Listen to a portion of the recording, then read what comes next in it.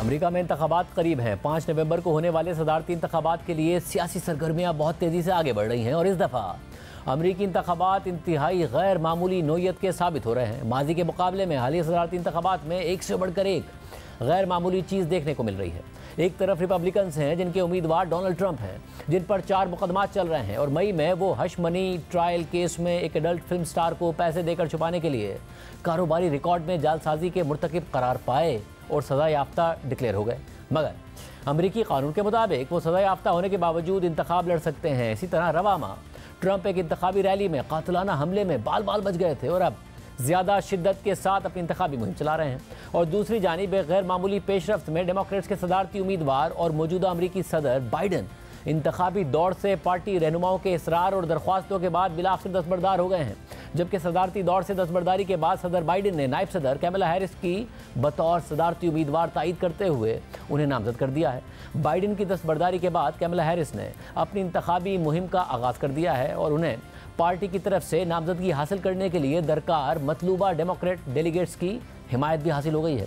इसी तरह बाइडन की दस्तबरदारी से पहले होने वाले अक्सर पोल्स में ट्रंप को बढ़तरी हासिल थी और वो जीतने की पोजीशन में दिखाई दे रहे थे। मगर अब बाइडन की दस्तबरदारी के बाद होने वाले पोल्स में कैमला हैरिस की ट्रंप पर बढ़तरी देखने में आ रही है। जबकि कैमला हैरिस ने अपनी इंतखाबी मुहिम का आगाज़ भी कर दिया है। कल उन्होंने पहली बार इंतखाबी रैली से खिताब किया है जिसमें उन्होंने सदारती इंतखाब जीतने का दावा करते हुए ट्रंप पर एक बार फिर शदीद तनकीद की है। जबकि इतवार को सदर बाइडन की जानिब से सदारती इंतखाब में उनके नाम की तायद के बाद पीर को अपने इंतखाबी मुहिम के हेडक्वार्टर में शुरा से खिताब करते हुए कैमला हैरिस ने ट्रंप को दरिंदा और फ्रॉड करार देते हुए कहा था कि उन्होंने बतौर प्रोसिक्यूटर दरिंदों, फ्रॉडियों और धोखेबाजों को सज़ा दिलवाई है। इसलिए उन्हें डोनाल्ड ट्रंप जैसे लोगों का अच्छी तरह से पता है। उनकी तकरीर के दौरान शुरा काफ़ी पुरजोश दिखाई दिए और मुसलसल नारेबाजी करते रहे। It is my great honor to have Joe's endorsement in this race. You sure do. And it is my intention to go out and earn this nomination and to win. You know, as many of you know, before I was elected as Vice President, before I was elected as United States Senator, I was the elected Attorney General, as I've mentioned, of California, and before that I was a courtroom prosecutor. In those roles, I took on perpetrators of all kinds. Predators who abused women, fraudsters who ripped off consumers, cheaters who broke the rules for their own gain. So hear me when I say, I know Donald Trump's type. And in this campaign, I will proudly put my record against his. As a young prosecutor, when I was in the Alameda County District Attorney's Office in California, I specialized in cases involving sexual abuse. Donald Trump was found liable by a jury for committing sexual abuse. जबकि इसके जवाब में Trump ने अपने social media पर लिखा है कि झूठी कैमला हर उस चीज़ को तबाह कर देती है जिसे वो छूती है। जबकि अमरीकी मीडिया के मुताबिक कैमला हैरिस का नाम सामने आने के बाद डेमोक्रेट्स के कैंप में नया जोश देखने को मिल रहा है और कैमला हैरिस को बाइडन की दस्तबरदारी के बाद ट्रंप पर नए पोल्स में भी बढ़तरी हासिल हो गई है।